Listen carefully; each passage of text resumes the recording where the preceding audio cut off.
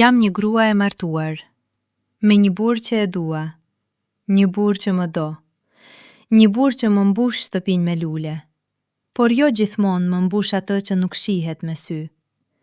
Por kjo nuk është histori për të, kjo është histori për ata, për burrat e tjerë, jo për dashnorët e fshehtë në kuptimin romantik, jo për puthje nën hën, por për diçka më të lashtë, më të thjeshtë dhe më të tmerrshme për t'u pranuar.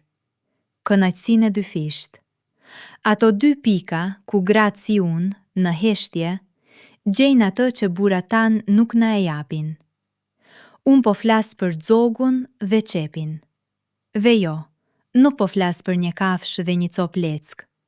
Po flas për 2 portat e mia të fshehta, 2 pragje ku tronditja hyn pa trokitur. Ishte një koleg pune, një burr i zakonshëm, me sy kafe, dhe duar që mbanin gjithmonë një laps. Nuk më tha kur të dua, nuk më dha lule.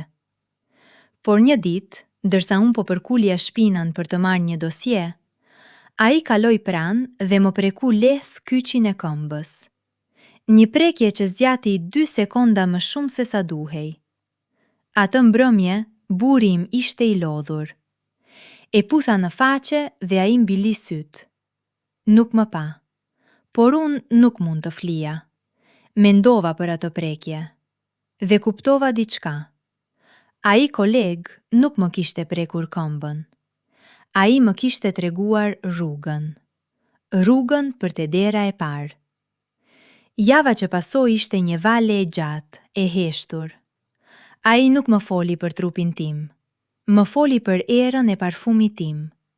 Më foli për mënyrën se si flokët më binin mbi supe.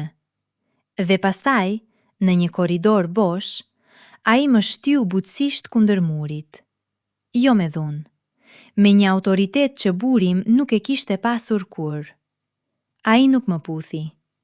Ai thjesht e futi dorën e tij në xhepin tim. Jo xhepin e paltos, xhepin e shpirtit. Dhe atje, pa thënë asnjë fjalë, gjepi atë që kisha fshehur prej vitesh. Një zog të uritur, një kafshë të vogël që kërkonte ngrohtësi. Dhe ai, me gishtat e tij, filloi ta përkëdhelte.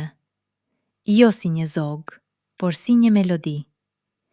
U drodha, jo nga të ftohtit, por nga ajo ndjesia e parë, e ndaluar, e lehtësimit pa fjalë. Por një burr i tillë nuk ndalet në një derë. Ai ishte i aftë.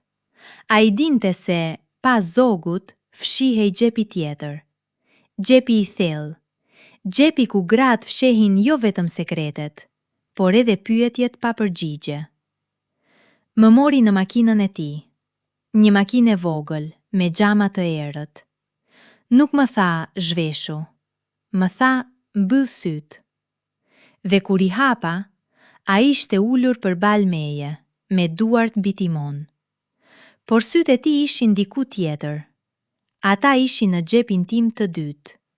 Aty ku nuk kishte hyrë askush, as burim. E ndjeva, pa më prekur. E ndjeva si një peshë të ngrohtë, një dorë të padukshme që më shtypte atje poshtë, në atë vend ku fjalet humbin kuptimin. Dhe pastaj, ai foli. Jo për të, por për mua. Ti je më shumë se gruaja e dikujt, tha ai. Ti je gruaja që pret të mbushet. Dhe ma mbushi. Jo me trup. Me vëmendje. Me atë lloj vëmendje që depërton në çdo cep, që zbulon çdo palosje, që e kthen një xhep të zbrazët në një thesar. Unë nuk bërtita, nuk lëviza, por trupi im u drodhi tërë, si një flet në erë, sepse ai nuk po mbushte vetëm xhepin, po mbushte zgavrën që unë e kisha quajtur vetmia. 3 javë më vonë, burim më pa në sy, për herë të parë pas muajsh. Më pa me të vërtet. Nuk tha asgjë, por diçka në shikimin e tij ndryshoi. Ndoshta kishte nuhatur diçka. Ndoshta I kishte ardhur era e parfumit të huaj në jakën time. Atë natë ai më mori në krah. Jo me butësi. Me një lloj ethe, si dikush që po përpiqet të rimarr atë që I është marrë. Por unë nuk ndjeva atë që kisha ndjer me tjetrin. Pash duart e tij, duart e njohura, dhe nuk pash asnjë zog. Pash vetëm një detyrë, një ritual, një duhet. Dhe atëherë kuptova të vërtetën e hidhur. Burim ma kënaqte zogun dhe xhepin, por vetëm kur e dinte se dikush tjetër kishte qenë aty. Vetëm kur kërcënimi e zgjonte. Kënaqësia e tij nuk ishte për mua. Ishte për pronësinë. Ishte një akt rivendosjeje, jo një akt zbulimi. Ndërsa ai lëvizte sipër meje, unë mbylla syt dhe u ktheva në atë makinë të vogël, në atë xhep të thellë, në atë zog që këndonte vetëm për mua. Dhe u drodha, jo nga ai, por nga kujtimi. Tani, ndërsa shkruaj këto rreshta, jemi 3 në këtë histori. Unë, bashkëshorti im ligjor, dhe ai burri tjetër. Njëri më jep emrin, tjetri më jep formën. Njëri më mban për dore në festa, tjetri më mban në ato sekonda kur festat mbarojnë. A jam keq? Ndoshta, por nuk jam e vetmja.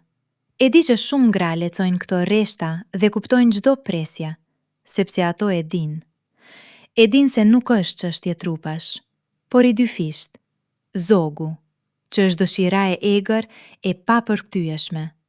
Dhe xhepi, që është ajo hapësirë e fshehtë ku nuk hyn askush, përveç atij që di të trokas pa trokitur. Dhe tani, kur burri im më puth natën, unë ndjej buzët e tij, por xhepi im mban ende ngrohtësinë e asaj dore tjetër. Dhe zogu im këndon një këngë që ai nuk do ta dëgjoj kur. Ky nuk është një lajm për tradhti. Ky është një lajm për boshllëkun që burrat nuk e shohin, sepse janë mësuar të shohin vetëm trupin. Gratë si unë nuk kërkojnë një burr tjetër. Kërkojnë një burr njëjës, që të di të futet në të dy xhepat në të njëjtën kohë, pa e lënë njërin bosh, pa e lënë tjetrin të ftohtë. Por derisa ai të vi, ne do të vazhdojmë të ecim në këtë litar, duke u drodhur, duke pranuar atë që na jepet, dhe duke kërkuar fshehurazi atë që na mungon. Sepse në fund, të gjithë kemi një zog dhe një xhep, dhe të gjithë presim dikë që të di t'i gjej të dyja. Pa thënë asnjë fjalë të pahishme, por duke thënë gjithçka.